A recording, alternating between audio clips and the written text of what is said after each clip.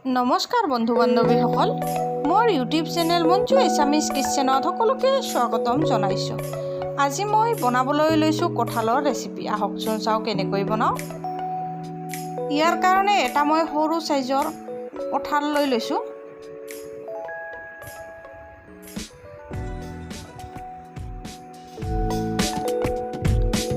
এইটো কাটি লৈছোঁ। লগতে পিঁয়াজ, বিলাহী, তেজপাত, জলকীয়া কাটি লৈ লৈছোঁ। কেৰাহী এখন গৰম হ'বলৈ দিছোঁ আৰু তেল দি দিছোঁ। তেল অলপ বেছিকৈ দিছোঁ। তেলখিনি গৰম হোৱাত কেইটামান গোটা মছলা দি দিছোঁ।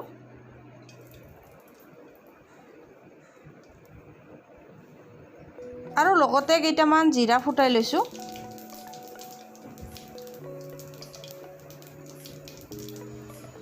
এতিয়া মই কাটি ৰখা পিঁয়াজখিনি দি দিম। লগতে তেজপাত আৰু জলকীয়াও দি দিম। পিঁয়াজ মই 3টামান দি দিছোঁ। এইখিনি ভাজি লওঁ যেতিয়ালৈকে পিঁয়াজখিনি ৰঙচুৱা নহয়।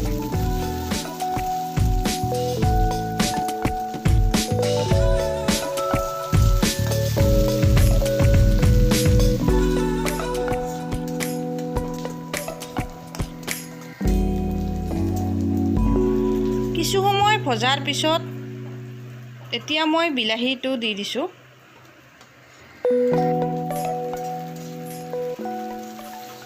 ভালদৰে মিলাই দিছোঁ। বিলাহী দিয়াৰ লগে লগে মই অকণমান নিমখ দি দিম যাতে বিলাহীটো সোনকালে গলি যায়। জুই কমাই ভালদৰে ভাজি ল'ম এইখিনি।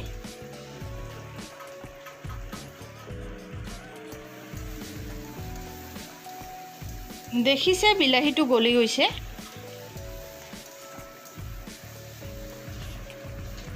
মই এটা পেষ্ট বনাই ৰাখিছিলোঁ, এইটো দি দিম।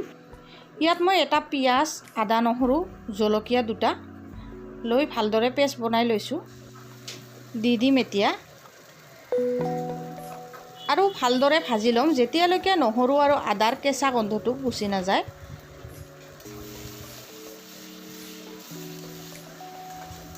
মছলাখিনি আমি যিমানেই ভাজোঁ খাবলৈ সিমানেই সোৱাদ হয়।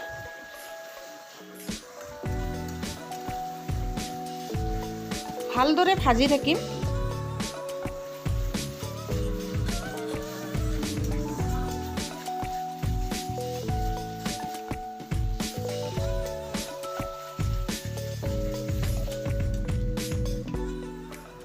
এতিয়া মই ইয়াত শুকান মছলাখিনি দি দিম।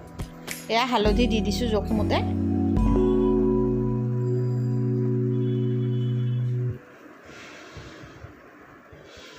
লগত এয়া জিৰা গুড়ি দি দিছোঁ।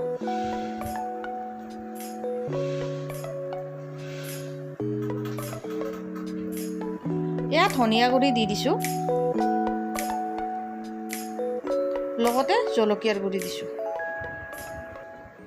এইবাৰ মই এইখিনি ভালদৰে মিহলাই ভাজি ল'ম।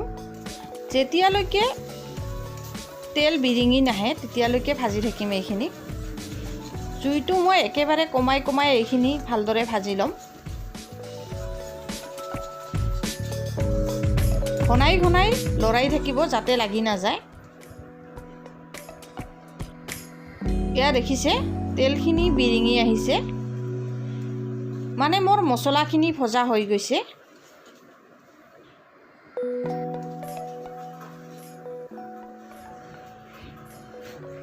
আৰু এইখিনি সময়তে মই কাটি ৰখা কঁঠালখিনি দি দিছোঁ। লগত মই আলু দি দিছোঁ। আপোনালোকে ইচ্ছা কৰিলে গোটেইখিনি কুকাৰত বনাই ল'ব পাৰে। কুকাৰত বনাই লৈ 2-3টামান হুইচেল মাৰি লৈ ল'লে হৈ যাব। ভালদৰে মিলাই দিছোঁ।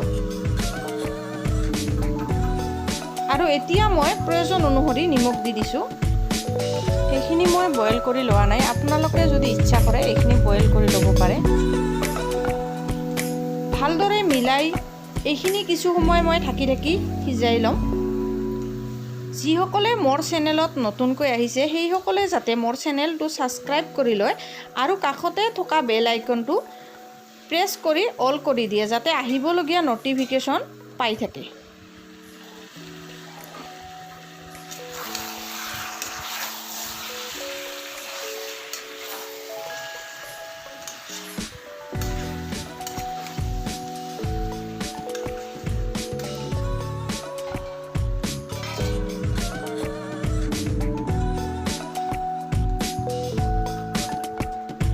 এতিয়া মই অকণমান গৰম পানী দি দিছোঁ যাতে তলত লাগি নধৰে। গৰম পানী অলপ অলপ দি এইখিনি সিজাই ল'ম।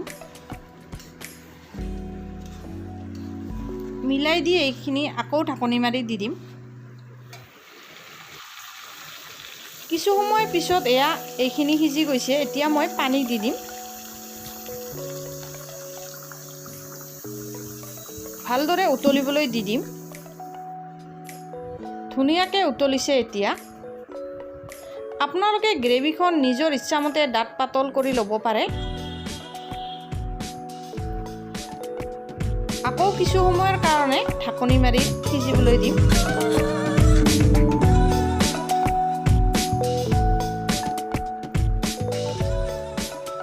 এইখিনি মোৰ ধুনীয়াকৈ সিজি গৈছে। মোৰ এই কঁঠালটো খুবেই ভাল আছিল, সোনকালে সিজি গৈছে আৰু খাবলৈও খুবেই ধুনীয়া হৈছিল। একেবাৰে শেষত মই এতিয়া গৰম মছলা দি দিছোঁ, ভালদৰে মিলাই দিছোঁ।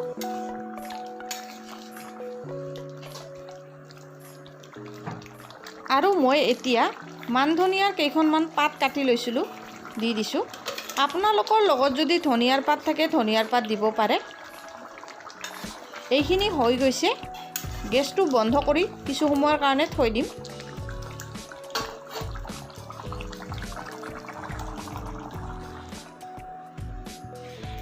এইখিনি এতিয়া মই এটা পাত্ৰত নমাই আছোঁ।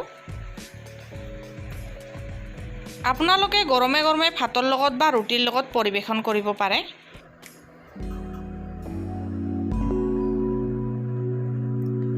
আপোনালোকে যদি কঁঠাল খোৱা নাই এনেকৈ এবাৰ বনাই খাবচোন, বহুতেই ধুনীয়া লাগে। আৰু যিসকলে খাইছে কমেণ্ট কৰি নিশ্চয় জনাব।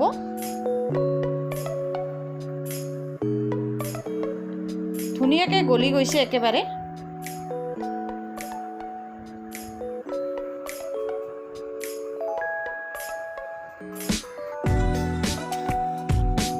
মোৰ এই কঁঠালৰ ৰেচিপি চাই আপোনালোকৰ কেনে লাগিল নিশ্চয় জনাব। আৰু যদি ভাল লাগিল লাইক কৰিব, শ্বেয়াৰ কৰিব, কমেণ্ট কৰিব, লগতে ছাবস্ক্ৰাইব কৰিব বুলি আশা ৰাখিলোঁ।